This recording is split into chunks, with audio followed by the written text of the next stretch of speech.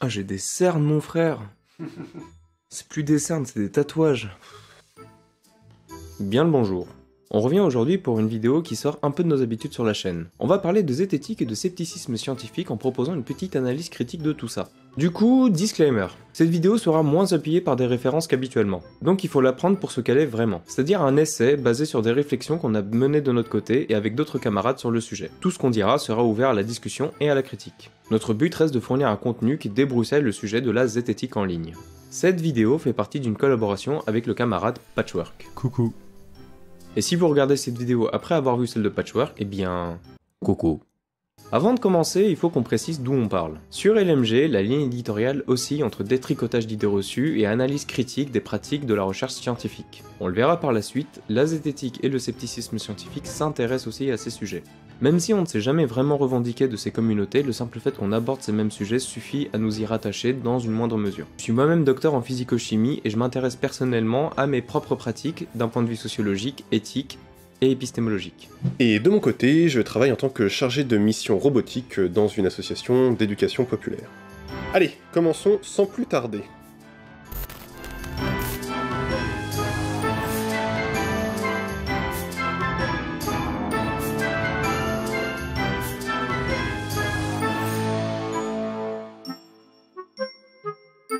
Déjà, on peut parler du rationalisme. Le rationalisme, en fait, ça regroupe plein de sous-courants philosophiques qui considèrent que la raison, c'est-à-dire la mise en place de facultés logiques et intellectuelles, est LA porte d'accès aux connaissances du monde. Beaucoup d'auteurs se revendiquent d'un rationalisme, voire en redéfinissent un, comme Descartes, Pampe, Leibniz, Popper et Bachelard, pour ne citer que les vieux gars. Mais on va essentiellement se focaliser sur l'histoire plus moderne des courants rationalistes. Le mouvement rationaliste désigne un regroupement de scientifiques, personnalités politiques et de citoyens autour de la défense des sciences et de la raison pour qu'elles soient au cœur des discours et des activités sociales. Dans l'étude qu'il a consacrée à ce mouvement, le sociologue Sylvain Lorenz fait remonter son histoire à l'année 1930. Date de création de l'Union rationaliste.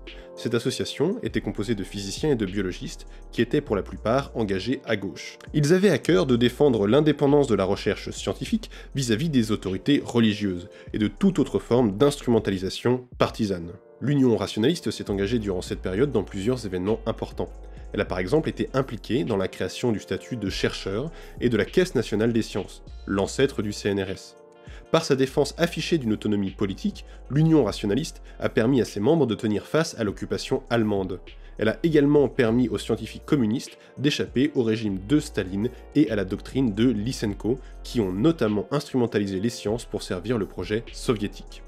Durant l'après-guerre, des rapprochements ont eu lieu entre l'Union rationaliste et le Parti communiste français, qui avait entre autres pour ambition de profiter de l'aura de neutralité de l'Union rationaliste afin de s'associer plus facilement avec d'autres organisations comme la Ligue des droits de l'homme. Le mouvement rationaliste a ensuite été marqué par un tournant dans les années 70, notamment avec la création de l'AFIS, l'Association française pour l'information scientifique. À cette période, les rationalistes de tous bords s'engagent dans la diffusion de l'esprit scientifique auprès du grand public, qui est vu comme un moyen d'émancipation intellectuelle des individus. Il se place notamment en opposition à ceux qui instrumentalisent l'attrait du public pour l'ésotérisme et le paranormal pour se faire de l'argent, qu'ils qualifient de charlatans. Les rationalistes leur opposent les outils et concepts issus de l'expérimentation scientifique de manière à les mettre à l'épreuve. La particularité du rationalisme de cette période est le regroupement par le biais de l'AFIS de citoyens profanes, pour qui l'activité scientifique n'est pas le cœur de métier, mais qui sont tout de même amateurs de science et attachés à la lutte pour la raison scientifique.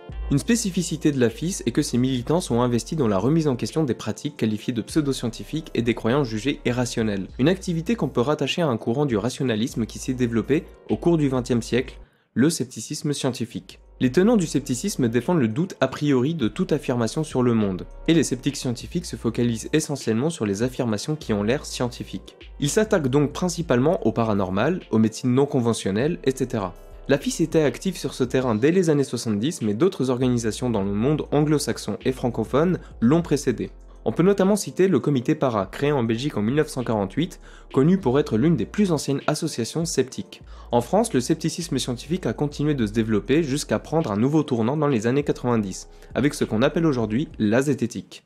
Il a notamment été lancé par Henri Brock, biophysicien à l'université de Nice, et dont le but n'a pas fondamentalement changé par rapport à ce qui a été décrit pour le scepticisme scientifique. L'idée générale a été de mettre les phénomènes paranormaux à l'épreuve de la pratique scientifique. Si je dis « a été » au passé, c'est parce qu'aujourd'hui le mouvement zététique a quelque peu évolué, mais on y reviendra. Depuis, plusieurs associations se sont créées autour de cette activité, comme l'Observatoire zététique ou le Cortex. La zététique est souvent décrite par ses tenants comme étant l'art du doute, une sorte de savoir-faire autour des questionnements permanents des affirmations sur le monde. Alors, c'est très poétique, mais ça ne nous aide pas vraiment à comprendre concrètement comment elle fonctionne.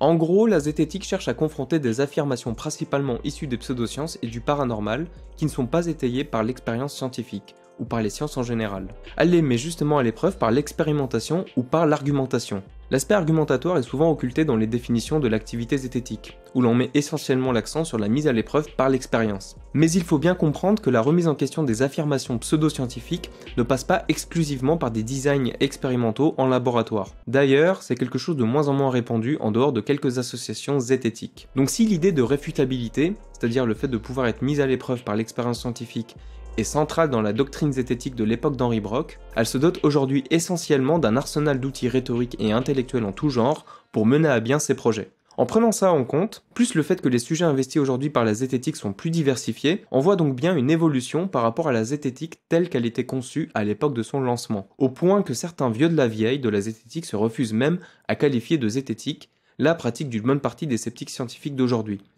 Même si dans les faits, les vieux restent très structurants et impliqués plus ou moins directement dans la zététique contemporaine. Ok les boomers ?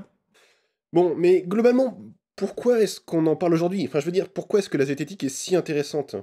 Eh bien, la zététique gagne de plus en plus en popularité, notamment sur les réseaux sociaux et sur YouTube par exemple, où elle rassemble des adeptes de tout horizon. Et c'est plutôt une chose positive en soi, dans le cadre d'une popularisation des savoirs, le fait que la communauté zététique puisse être vue comme une sorte d'observatoire populaire des pseudosciences et dérives sectaires. Au sein de cette communauté, on peut donc trouver des scientifiques, des médecins, des ingénieurs, des profs, mais également une multitude d'autres profils socio-économiques, pas forcément liés au secteur de la recherche ou de l'enseignement. On retrouve là des ambitions du mouvement rationaliste des années 70, où l'on cherchait à intégrer des citoyens intéressés par les sciences autour des activités liées à la pensée critique. L'accélération de la popularisation de la zététique et du scepticisme scientifique coïncide avec le développement croissant de la vulgarisation scientifique sur YouTube, au milieu des années 2010. On retrouve notamment des figures emblématiques du milieu, ou affiliées au milieu, qui ont investi le créneau de la vulgarisation et qui ont contribué à diffuser les principes de la zététique. Parmi elles, on peut citer Hygiène mentale, La tronche en biais, Défécator, Le chat sceptique, Monsieur Sam, etc. On parle actuellement beaucoup de zététique, et c'est aussi en partie grâce à ses personnalités et au fait qu'elles abordent des sujets assez actuels, notamment la diffusion des fausses informations et le rôle des médias. Des sujets tellement d'actualité qu'ils sont même discutés dans le cadre de l'enseignement scolaire. Merci Jean-Michel Blanquer. Non. Bref, la zététique s'est donc invitée sur plusieurs fronts, des médias jusqu'aux politiques et institutions éducatives. Cela se manifeste par des interventions et des ateliers en classe, ou bien par des consultations et demandes d'expertise commandées par l'État, dans l'objectif, entre autres, de contribuer aux réflexions sur le traitement et l'analyse de l'information. Bon, ce qui, là, en soi, constitue une bonne chose a priori. Seulement voilà, on peut globalement être d'accord sur les intentions premières, ça y a pas de problème. Mais on peut tout de même se poser la question des moyens utilisés pour atteindre les objectifs fixés, car ils ne font pas vraiment l'unanimité, voire sont contradictoires entre eux. C'est en tout cas la position de critiques émergentes, interne à la communauté sceptique et provenant de personnes se revendiquant sceptiques, mais également externe à la communauté, provenant du milieu militant et académique. On va ici proposer une synthèse et une analyse des critiques, en montrant en quoi elles constituent un enjeu important pour les ambitions du scepticisme scientifique moderne.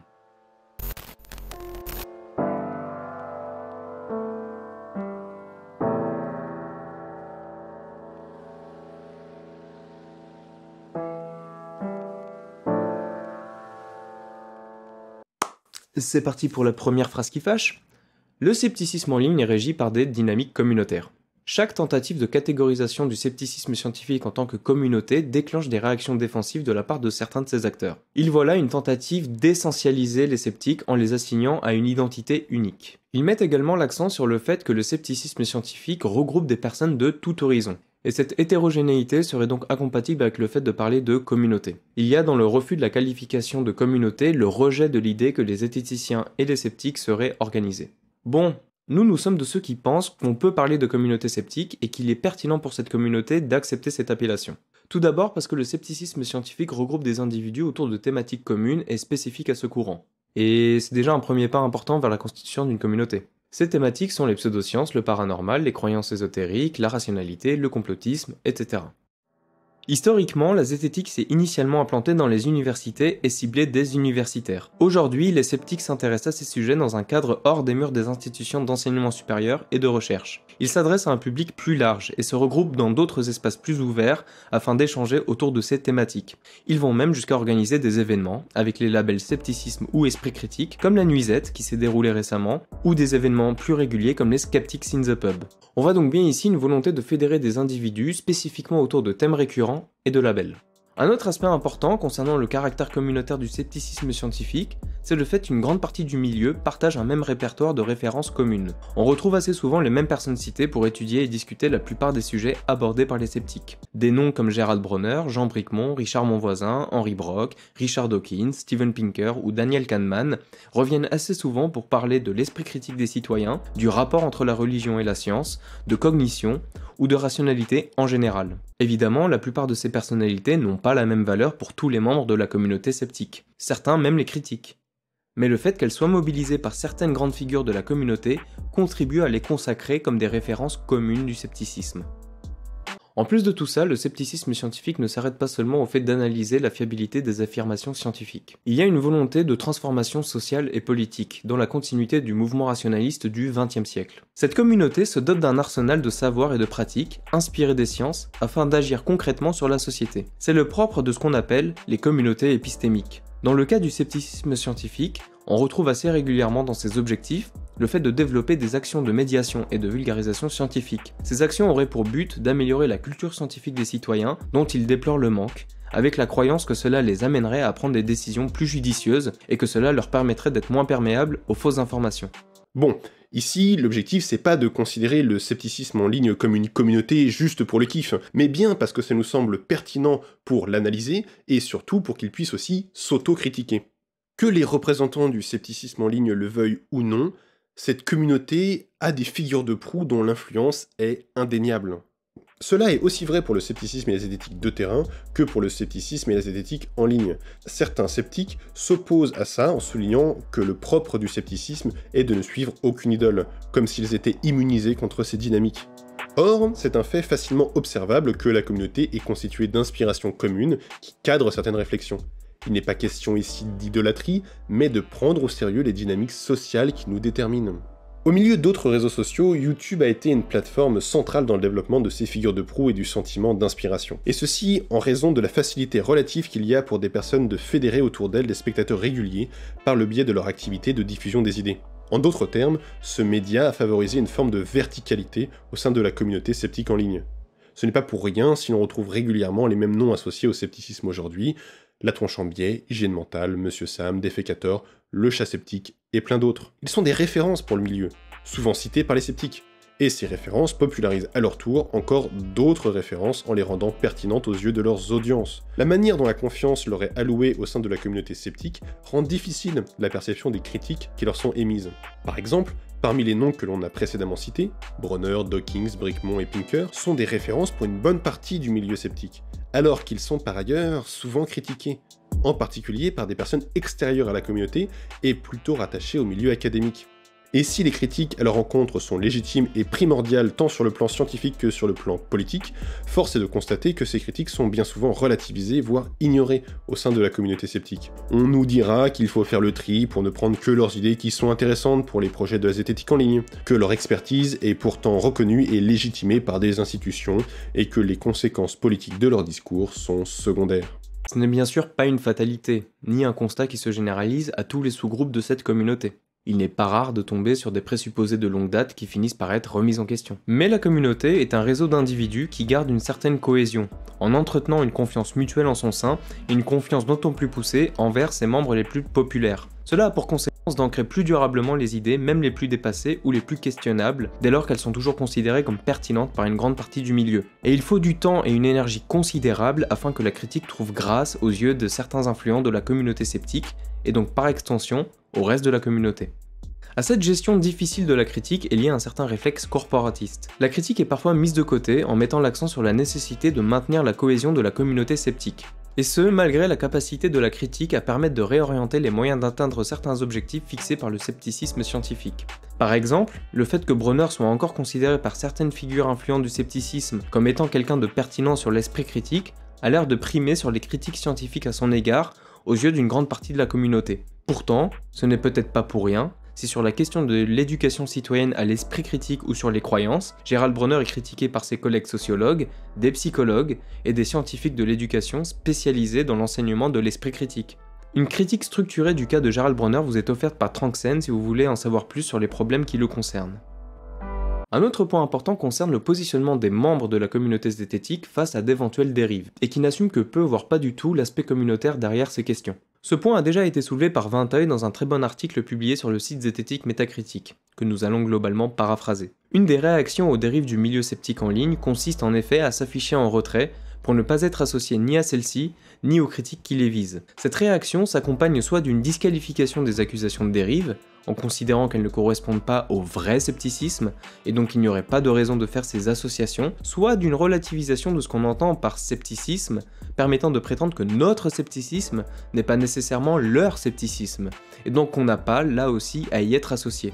Ces dynamiques ne sont pas rares ni propres au scepticisme en ligne, on les retrouve dans bien d'autres sphères politiques. Par exemple dans les milieux rattachés à la gauche, où la question des dérives est parfois traitée dans des batailles au sein desquelles chaque parti défendra ce qu'il considère comme étant la vraie gauche. Ces modes de positionnement aboutissent essentiellement à l'exclusion des problématiques, pour ne finalement rien traiter. Les dérives se développent donc dans leur propre îlot et nous restons dans le nôtre. Mais ça ne change pas le fait qu'on évolue quand même au sein d'un même réseau, dont l'image perçue par le public risque d'être en partie façonnée par les discours et les positions les plus virulents. A partir de là, on peut donc se demander s'il n'est pas justement plus pertinent de se saisir de ces questions au lieu de les occulter, surtout lorsqu'on est en position d'influence, pour réengager le mouvement auquel on se rattache dans une dynamique plus positive et à contre-courant des dérives qui s'y développeraient. C'est une action qui se retrouve déjà chez certains acteurs internes à la communauté, comme Zététique Métacritique, le groupe Zététique Scepticisme et Féminisme, etc. Hélas, cette volonté n'est pas vraiment partagée par tous les membres de la communauté. Pour finir avec cette partie, l'aspect communautaire du scepticisme en ligne pourrait être plus structurant s'il était assumé et s'il tendait vers la mise en place d'objectifs communs. La communauté sceptique est composée d'une multitude de profils. Chaque personne la composant possédant des compétences et des expériences particulières qu'elle peut mettre à disposition de la communauté pour répondre à certains problèmes. Cet avantage est cependant dilué par la promesse du scepticisme, celle de fournir à ces tenants des outils qui les rendraient autonomes et capables d'aborder par eux-mêmes des problèmes qu'ils ne pourraient, dans les faits, pas vraiment traiter. On verra par la suite l'autre problème de l'aspect instrumental du scepticisme. Quoi qu'il en soit, le scepticisme scientifique en ligne tirerait plus de bénéfices à développer son réseau de dépendance épistémique entre ses membres, plutôt que de miser essentiellement sur l'outillage intellectuel des individus. Ce n'est pas une mauvaise chose en soi, mais il faut rester vigilant sur le fait que cela a tendance, dans ce contexte, à donner l'illusion que l'on pourrait se contenter de notre tête bien armée pour répondre à des problèmes en réalité plus complexes que ce qu'on peut traiter individuellement. Par exemple, si on était amené à discuter de la fiabilité ou des biais d'une étude, cela demanderait des compétences spécifiques pour pouvoir le faire soi-même, les méthodes et outils de la zététique n'étant pas suffisants. Au mieux, ces outils pourraient permettre de remonter à des informations d'ordre général à propos de cette étude, d'où elle vient, quel type d'étude c'est, si c'est une méta-analyse ou autre. Mais tout ça, c'est différent de savoir ce qu'elle vaut réellement et comment l'analyser. Et c'est là que bien souvent, on doit apprendre à se référer aux personnes qualifiées. Ce qui n'est pas une mince affaire, car il faut déjà bien les identifier.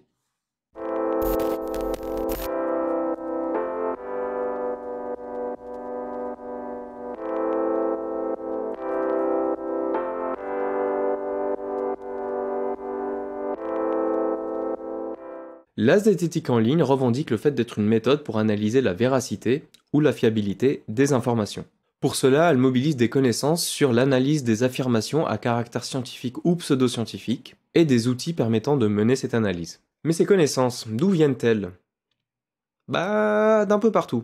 La zététique en ligne s'inspire principalement des sciences et de la philosophie des sciences, et beaucoup de dictons et de mantras aussi, pour constituer un corpus de connaissances qu'elle estime intéressante et légitime pour ses ambitions. Il y a cependant une affinité pour certaines sciences en particulier en fonction des sous-groupes constituant la communauté sceptique. Un sous-groupe assez conséquent, voire le plus populaire, se base par exemple essentiellement sur les sciences naturelles et cognitives pour proposer ensuite des analyses et des explications sur la manière de penser des individus. C'est ainsi que l'on peut voir assez souvent des explications à base de biais cognitifs pour désigner des automatismes ou simples erreurs de pensée qui dévieraient de la norme. Concernant la philosophie des sciences, il y a plusieurs tendances au sein de la communauté. L'une d'entre elles est par exemple encore assez attachée au falsificationnisme, l'approche philosophique défendue par Popper qui consiste à démarquer les hypothèses scientifiques des hypothèses non scientifiques par leur capacité à être réfutées par l'expérience. Cependant, la philosophie popperienne semble perdre en adeptes avec le temps. On commence de plus en plus à admettre les limites de cette épistémologie au sein de la communauté sceptique en ligne. D'autres défendent plutôt une philosophie constructiviste des sciences, en rappelant que les savoirs scientifiques sont toujours rattachés à des contextes historiques et dépendent de dynamiques sociales. C'est la philosophie défendue par Thomas Kuhn et par une partie de ses contemporains sociologues des sciences par la suite. D'autres encore sont plutôt positivistes. Ils ont une vision assez hiérarchisée des sciences, en mettant les sciences naturelles sur un piédestal qui prime sur les sciences humaines. Ils ne s'intéressent qu'aux données observables et expérimentales en mettant de côté les affirmations trop métaphysiques. Ils défendent également le fait que les SHS gagneraient à s'inspirer des pratiques des sciences naturelles et expérimentales pour gagner en scientificité. Bref, l'épistémologie est un sujet de débat au sein de la communauté, ce qui n'empêche pas l'émergence d'une tendance plutôt majoritaire qu'on rediscutera par la suite. Bon, la zététique en ligne, c'est pas juste un club de lecture qui débat de manière abstraite sur des sujets scientifiques. Or is it? Les connaissances qu'elle tire de toutes ces sciences et qu'elle accumule sont en partie utilisées pour forger des outils dits d'autodéfense intellectuelle, à destination de son public. Ces outils prennent plusieurs formes.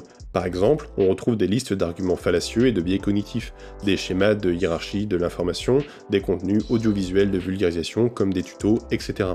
L'idée est de permettre au public de s'approprier ces outils dans l'objectif de pouvoir soi-même analyser l'information et de trancher sur la fiabilité et la vraisemblance d'une affirmation. Il y a des contenus en ligne très intéressants qui vont dans ce sens.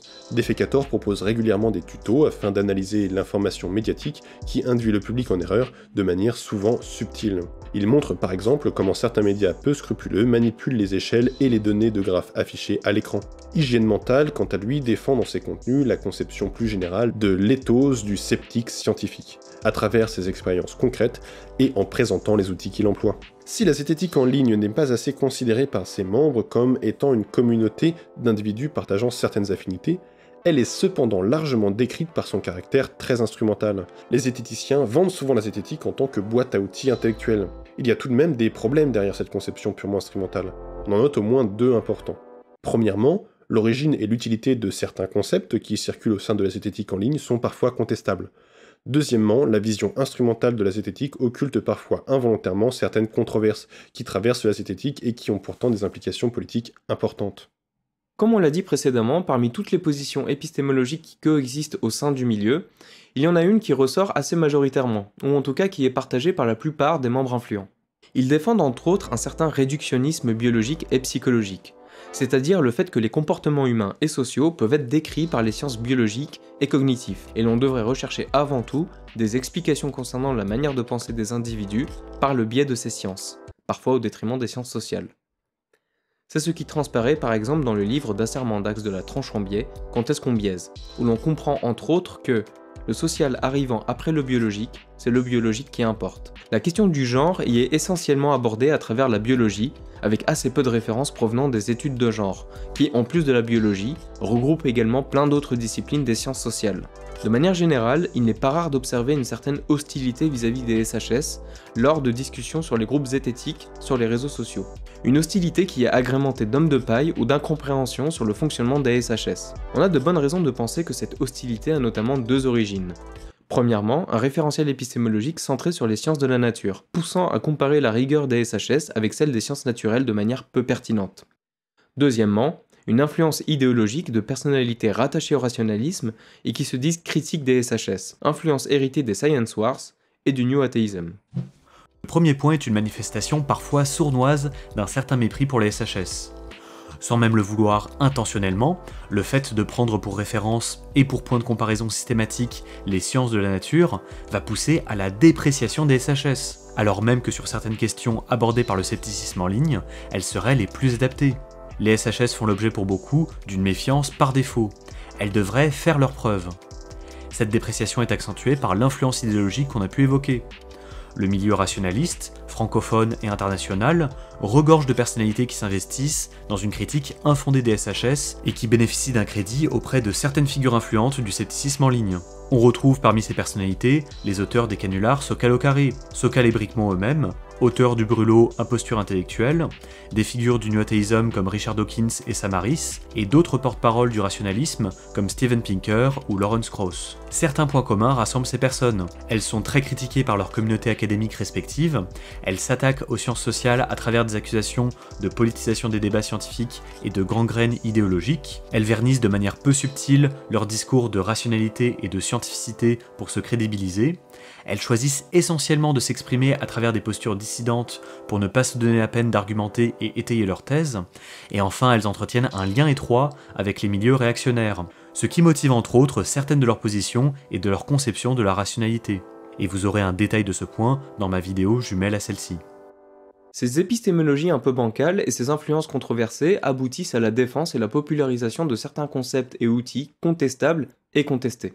Un exemple qui revient souvent, c'est la pyramide des preuves, ou la hiérarchie des preuves. On en a parlé dans une vidéo, on a présenté quelques problèmes dans l'utilisation qui en est faite. C'est l'instant auto-promo de notre vidéo. Cette hiérarchie est souvent ressortie à toutes les sauces en dehors du cadre initial dans lequel elle a été pensée, c'est-à-dire dans la gestion des données probantes dans un contexte clinique. On sent bien ici l'inspiration des sciences naturelles, en l'occurrence biomédicales, pour concevoir un outil qui prétendrait aider à classer selon une échelle scientifique les différents types d'informations. Au-delà du problème lié à son utilisation hors de son cadre initial, il y a d'autres soucis avec cet outil. Il en existe en réalité des dizaines de versions différentes, et il est difficile d'en retracer l'origine et les références utilisées pour les concevoir. Elles proviennent pour certaines de sceptiques qui se sont certainement inspirés d'autres contenus du même genre qui circulent au sein de la communauté. Il existe au sein du milieu plein de concepts dont on ne sait pas vraiment retracer la source primaire, ou qui dérivent pour certains d'autres concepts déjà existants, comme des sophismes, des biais cognitifs, etc. Bref, vous trouverez des analyses du mésusage de ces concepts dans la description. La dépréciation implicite des SHS décrite précédemment est d'ailleurs également un des effets sournois de la popularisation de ces concepts et outils sceptiques. Souvent, la mobilisation de certains concepts sceptiques se fait en décalage, voire en contradiction, avec les données des sciences sociales. Par exemple, quand il s'agit de décrire certaines croyances ou certains mouvements comme l'antivaccinalisme à travers des prismes essentiellement psychologisants. Lorsque ces outils sont trop souvent utilisés de manière problématique, ils vont également contribuer à forger certaines mauvaises représentations. Par exemple, le mésusage de la hiérarchie des preuves, qui peut conduire certains à considérer le témoignage de manière péjorative sans chercher à connaître sa réelle pertinence en SHS. Évidemment, les conceptualisations internes à une communauté ne sont pas mauvaises par essence, sous prétexte que les concepts qui en découleraient n'auraient pas un ancrage dans la littérature scientifique, ou parce qu'ils ne trouveraient pas grâce aux yeux des chercheurs. Le savoir communautaire et militant est légitime, généralement parce qu'il se rapporte à des phénomènes concrets dont les membres des communautés concernées font l'expérience, et parce qu'à l'instar des savoirs académiques, ce savoir fait l'objet de critiques, par les militants eux-mêmes comme par les universitaires qui les analysent. Les concepts et les représentations véhiculées au sein de la communauté sceptique font l'objet de critiques provenant d'autres membres de la communauté, mais également du milieu académique travaillant justement dans les domaines concernés. Outre leur mauvaise utilisation, ce qui pose régulièrement problème avec certains de ces concepts et outils, c'est le fait qu'ils ne remplissent bien souvent pas l'objectif fixé, celui de permettre à chacun de mieux analyser une information. Ils n'en donnent que l'illusion. Ils sont également critiqués parce qu'ils contribuent à forger des représentations erronées, que ce soit sur le fonctionnement des sciences ou sur les phénomènes qu'ils sont censés aider à appréhender. Ces représentations aboutissent parfois à des propositions un peu saugrenues, par exemple le fait pour les SHS d'améliorer leur scientificité en s'inspirant un peu plus des méthodologies des sciences naturelles ou biomédicales, une proposition très inspirée des hiérarchies des preuves.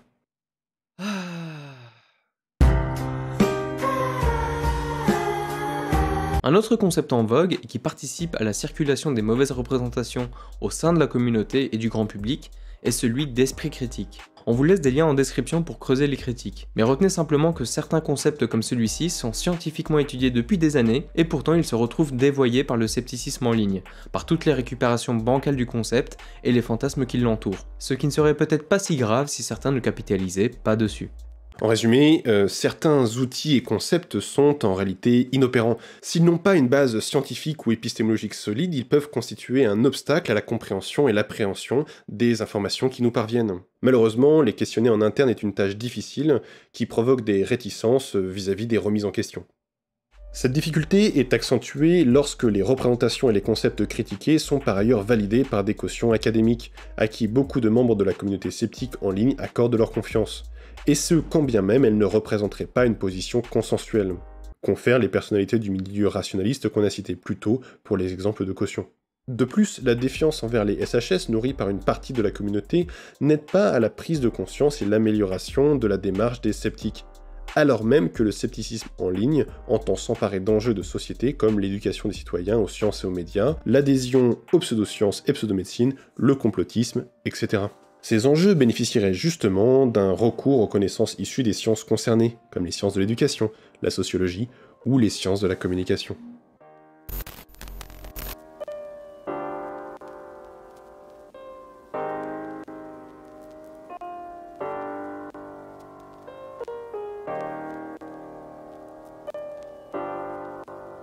Si les définitions de la zététique restent floues, les zététiciens s'accordent au moins sur une chose. C'est de s'inspirer de la méthode scientifique pour concevoir une méthode de pensée générale. Le terme au singulier de méthode scientifique pose certains soucis, qu'on ne discutera pas forcément ici, mais on va vous proposer une reformulation avec des termes qui nous semblent plus appropriés. La zététique prétend s'inspirer des pratiques scientifiques. En effet, les zététiciens mettent régulièrement l'accent sur un ensemble de pratiques communes aux sciences, quel que soit le sujet qu'ils abordent. Citer ses sources, fiables de préférence, questionner des affirmations tant qu'on n'a pas de matière pour les étayer, mettre des jugements moraux de côté pour se focaliser sur des éléments factuels, etc. Au-delà du fait que ce sont des intentions louables, comment est-ce que ça se traduit en pratique ? Eh bien, on peut constater des décalages entre ce qui est prétendu et ce qui est produit concrètement par la communauté. On l'a un peu présenté juste avant, des concepts et des outils circulent au sein de la communauté sceptique, sans qu'on ne sache vraiment d'où ils viennent, sur quoi ils se basent, et s'ils sont vraiment opérants. On avait pris l'exemple des hiérarchies d'épreuves, qui existent sous plusieurs versions différentes, et dont on ne sait pas vraiment retracer les sources utilisées pour les concevoir. Ce qui est un problème lorsqu'en même temps on insiste sur l'importance de citer ses sources. Un autre exemple, le terme esprit critique utilisé à toutes les sauces souffre du même problème. Il existe une littérature scientifique sur le sujet, et les définitions qu'on lui trouve sont souvent en contradiction avec l'usage qui en est fait par les zététiciens. Dans une majorité de cas, le terme esprit critique désigne un ensemble de normes de savoir-être définies par les zététiciens, censées pousser à l'examen critique des affirmations supposément scientifiques et à une suspension de son jugement. Ils en parlent comme d'une qualité, genre on doit faire preuve d'esprit critique. Dans d'autres cas, ce terme est souvent employé pour qualifier les choix et les comportements d'un individu, en se focalisant sur la nature des croyances. Et c'est à partir de ça qu'on déterminerait si cet individu fait preuve ou non d'esprit critique. Alors que la plupart des spécialistes sur le sujet s'accordent sur certains points pour définir cette notion. L'esprit critique englobe un ensemble de compétences et de dispositions que posséderait un individu et qui lui permettraient de prendre des décisions jugées appropriées dans un contexte particulier. À ce sujet, on vous renvoie vers le live passionnant des chercheuses Céline Schopfer et Charlotte Barbier des Langues de Chat, animé par le journaliste scientifique Julien Hernandez, et qui casse toutes les conceptions simplistes de l'esprit critique. Se baser sur un usage de la notion d'esprit critique en tant qu'outil de développement personnel, qui correspondrait donc plus à un credo, cela ne pose pas spécialement de problème en soi. Mais sur le plan de la diffusion des savoirs, l'usage de ce terme par la zététique peut être problématique si le sens donné est en décalage, voire entre en conflit avec celui de son usage dans la littérature scientifique. Cela contribue même à façonner une conception bancale de l'esprit critique, qui est par exemple actuellement reprise dans un rapport commandé par l'Éducation nationale portant sur l'éducation à l'esprit critique. Rapport rédigé entre autres par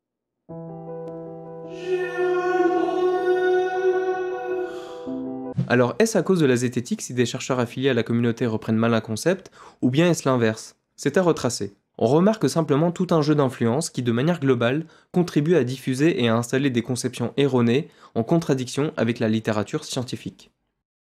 Bref, on retrouve dans la communauté sceptique des méthodes qui relèvent plutôt de l'essayisme plutôt que de la démarche scientifique véritablement. On va chercher à proposer nos méthodes, nos concepts, nos définitions qui sont bricolées à partir d'autres méthodes, concepts et définitions, et on mélange tout ça à nos réflexions et nos intuitions. Alors qu'on soit bien d'accord, à aucun moment on ne dit que c'est quelque chose qui est fondamentalement mauvais ou inintéressant. Et juste que c'est pas de la science quoi! Le souci, véritablement, c'est que la zététique insiste beaucoup sur son appui sur les démarches scientifiques. Et quand on les transgresse avec un essai, par exemple, il faut le préciser. Car on entretient un amalgame entre ce qui relève des productions scientifiques et le contenu qu'on propose. ce qui donne à ce contenu plus d'aura de légitimité qu'il n'en mériterait a priori. N'oublions pas que bien souvent, quand on associe un sujet à quelque chose de scientifique, cela donne à ce sujet un caractère d'évidence aux yeux du public. À défaut de pouvoir vraiment montrer un lien entre notre contenu et ce qu'en disent les sciences, restons donc modestes, et essayons peut-être d'en faire un peu moins avec la méthode zététique, qui serait essentiellement d'inspiration scientifique. Le fait de proposer des essais ou des contenus qui reflètent nos réflexions personnelles sur un sujet n'a rien d'automatiquement disqualifiant vis-à-vis d'une volonté de baser ses pratiques sur celles des sciences. Si on veut vraiment s'inscrire dans ce cadre, alors il s'agit d'accepter d'être confronté à la critique, comme avec une revue par les pairs, et éventuellement réviser certaines réflexions et positions lorsqu'on dispose d'éléments qui les contredisent. Il y a bien des acteurs de la communauté qui sont investis dans une démarche de questionnement permanent des pratiques et des savoirs communs du scepticisme scientifique, comme le balado-sceptique par exemple. Mais si les situations idéales n'existent pas dans les sciences, elles sont également assez loin d'être la norme dans la communauté zététique en ligne. Lorsque des controverses traversent la communauté zététique en ligne, la plupart des membres influents de cette communauté n'endossent plus vraiment l'éthos scientifique. On les retrouve souvent, eux ou des commentateurs, à qualifier ces controverses de drama, ce qui délégitime d'office les critiques quand bien même elles seraient fondées et nécessaires. Lorsqu'elles ne sont pas qualifiées de drama, alors il s'agira selon certains d'un débat sémantique. On réduira alors les critiques à de simples désaccords de définition sur les termes employés. Dans cette dynamique, il semble globalement y avoir une certaine aversion à l'égard des experts des définitions, une aversion qui s'exprime lorsqu'il s'agit de répondre à des problèmes de fond, qui conduit certaines personnes ciblées par les critiques à les balayer sous couvert de débats sémantiques, de simples problèmes de forme, et en invoquant l'excuse de la vulgarisation qui justifierait le manque de rigueur. Il y a également une certaine tendance à se focaliser sur les pires arguments des contradicteurs, tout en les mettant en avant pour appuyer sa position et éviter d'avoir à répondre aux arguments les plus solides. Alors que tout le monde conviendra qu'une démarche éthique et scientifique pousserait normalement à faire l'inverse. Bah ouais, quitte à répondre à nos détracteurs, autant focaliser nos réponses sur leurs meilleurs arguments, ceux qui nous mettent le plus dans l'embarras. Bref, on a là un ensemble d'éléments qui laissent penser que le règlement des conflits au sein de la communauté zététique en ligne ne suit pas vraiment les mêmes règles que celles des controverses scientifiques. Bon, ces dernières sont bien évidemment des champs de bataille qui ne consistent pas toujours en des affrontements polis et argumentés.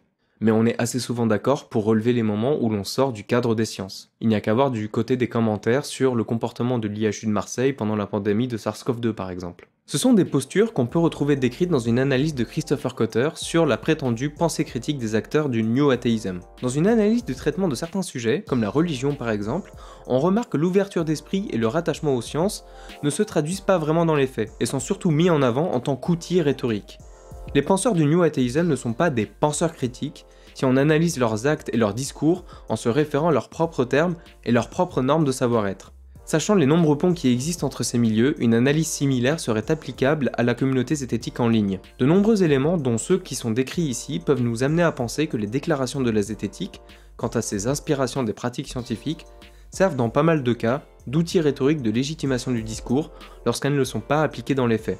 S'il importe de relever ça, c'est moins pour le plaisir de mettre certains membres de la communauté sceptique face à leurs contradictions que pour un enjeu politique important. À mesure que le scepticisme scientifique arrive à imposer ses éléments de discours dans les débats et l'espace public, il gagne également un certain pouvoir, comme tout occupant de cet espace, notamment celui d'imposer ce qui relève selon lui du discours acceptable et légitime, et par extension, ce qui doit être exclu ou marginalisé. La controverse qui a concerné l'article sur les troubles dissociatifs de l'identité hébergé sur le blog d'Assermendax, Menace théoriste, en est une parfaite illustration. L'enjeu pour l'auteur de cet article était de dicter les bonnes pratiques autour du diagnostic des TDI, en se parant d'une légitimité à parler de ce sujet, légitimité qui serait liée à ses compétences supposées en psychologie. Résultat, les personnes TDI ont subi des vagues de harcèlement pendant les mois qui ont suivi, et il s'est avéré que l'auteur de l'article était en fait un simple coach qui, s'il a bien fait des études, n'est pas un professionnel de la psychologie pour autant. De plus, les sources scientifiques qu'il a mobilisées pour appuyer son discours étaient mal citées. Il leur faisait dire ce qu'elles ne disaient pas, par exemple en présentant un article qui montrait que les professionnels étaient peu armés pour détecter les faux TDI, qu'il a fait passer pour un article disant le contraire, que les non-spécialistes étaient peu armés pour le faire. Donc non seulement cet article est discutable sur le plan éthique et politique, mais il présente également des gros problèmes d'un point de vue rigueur scientifique. Même sur le fond, il n'a pas raison. C'est le deuxième instant promo de notre vidéo. Ici, le blog sceptique Menace théoriste sert d'un espace de légitimation des discours que les auteurs et hébergeurs estiment acceptables. Concernant ce cas précis, il y aurait donc une manière légitime de performer son handicap, que les sceptiques seraient à même de dicter. Une personne TDI dont l'expression publique ne serait pas peine et souffrance sera accusée de glamouriser son handicap. En bref, si la rhétorique fait partie des sujets de prédilection du scepticisme scientifique, il doit donc être plus attentif à la sienne et assumer les responsabilités qui lui incombent, à savoir être au cœur des débats et des critiques, lorsque l'appel aux sciences et à ses atours sert surtout de posture. Enfin, une question se pose. Quand on défend une certaine ligne de conduite qui inclut le respect d'une certaine rigueur scientifique, voire qu'on capitalise dessus, et que dans le même temps on répond aux controverses par la dissidence et la diversion, est-ce qu'on ne perd pas en crédibilité ? Notons aussi que le fait de capitaliser sur le scepticisme scientifique, financièrement ou socialement, eh bien implique des biais. On n'est jamais neutre face à une critique de nous-mêmes, et on l'est encore moins quand il s'agit de défendre une critique qui s'attaque à notre source de revenus.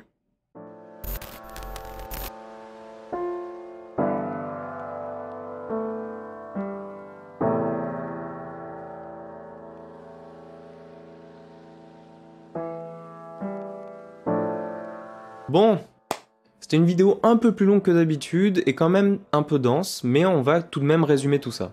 La zététique en ligne est une communauté fédérée autour de thèmes liés aux pseudosciences, au complotisme, aux croyances dites irrationnelles et à l'analyse des affirmations à prétention scientifique. Elle s'est construite dans la continuité du mouvement rationaliste du XXe siècle, en surfant sur l'essor des contenus de vulgarisation en ligne et des réseaux sociaux. Ses objectifs et ses activités sont principalement tournés vers la diffusion du scepticisme, des sciences et de ses pratiques auprès du public, avec la volonté d'avoir des citoyens plus éclairés. Et à ce stade de la vidéo, vous avez bien compris que selon nous, ces intentions louables se heurtent à certains écueils. Il existe malheureusement certaines pratiques et certains discours qui sont au mieux peu rigoureux sur le plan scientifique, au pire plutôt inquiétants. Bon, on peut se poser quelques questions tout de même. Par exemple, est-ce que les constats qu'on a fait dans cette vidéo sont généralisables à l'intégralité de la communauté sceptique en ligne ? La réponse est non.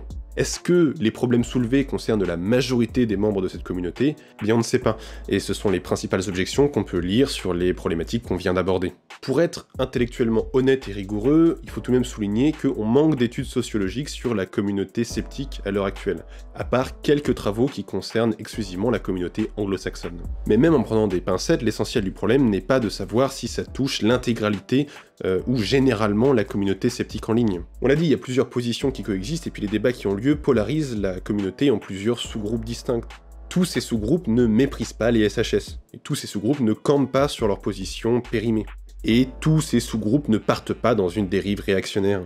Et même si on peut pas affirmer qu'il y ait une majorité de la communauté qui soit concernée par ces dérives, on peut quand même avancer qu'il existe une tendance qui, elle, est concernée, puisqu'en fait elle est portée par des figures assez populaires du milieu.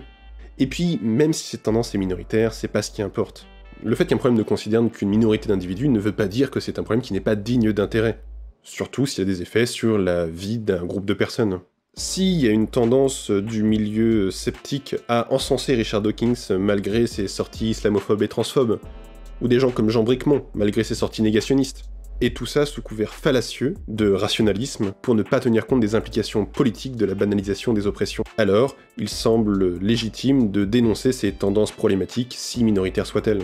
On n'a pas voulu alourdir plus la vidéo, mais il y aurait énormément de choses à dire sur ces sujets. Le fait que ces problèmes s'inscrivent dans une démarche de dépolitisation du scepticisme scientifique, qui se traduit chez certains par un refus d'envisager les conséquences des discours qui sont portés dans le milieu, ou par la défense de l'idée que la zététique serait incompatible avec la politique, le fait que les sceptiques entretiennent encore l'iconographie du sachant s'adressant aux profanes et reconduisant ainsi un schéma de domination, le rapport du scepticisme à la religion, ou plus directement aux croyants religieux, etc. Bref, des sujets qui mériteraient des traitements à part. Pour terminer sur un message plus personnel, qu'est-ce qu'on pense de la zététique en ligne à l'heure actuelle ? Comme on l'a dit au début, on s'intéresse à des sujets communs et on est soucieux de la qualité de l'information et de la prise en compte des sciences dans le débat public. Mais ce sont probablement les seules choses qui nous rattachent à la nébuleuse du scepticisme en ligne. On n'embrasse pas les méthodes et les outils du scepticisme, bien qu'on ait pu s'en inspirer par le passé. En fait, on n'en trouve pas spécialement le besoin pour promouvoir des pratiques inspirées des sciences. On a fait cette vidéo parce qu'on occupe tout de même le même espace et on a des affinités communes. Et même si on ne trouve pas d'intérêt personnel au scepticisme dans sa forme actuelle, force est de constater qu'il est structurant pour beaucoup de ses membres. Donc, malgré les critiques qui peuvent paraître déplaisantes et nos appels de vigilance à propos de certaines dérives au sein de cette communauté, on pense qu'il y a tout de même moyen d'en tirer des choses plus positives si tout ça est pris au sérieux. Voilà, on rappelle encore une fois que cette vidéo est faite dans le cadre d'une collaboration avec le camarade Patchwork, qu'on a eu l'occasion de citer pas mal de fois sur cette chaîne. On est donc très heureux de mener ce projet avec lui. Allez donc voir sa vidéo Dual de la nôtre où il aborde la trajectoire du New Atheism et ses liens avec le scepticisme en ligne. Et de manière générale, abonnez-vous à sa chaîne si vous êtes friand de contenu parlant de science, de politique et de scepticisme. Mais abonnez-vous aussi à la nôtre, hein, ça nous fait quand même un petit peu plaisir, hein. Voilà quoi. Allez, bisous. Sur ce,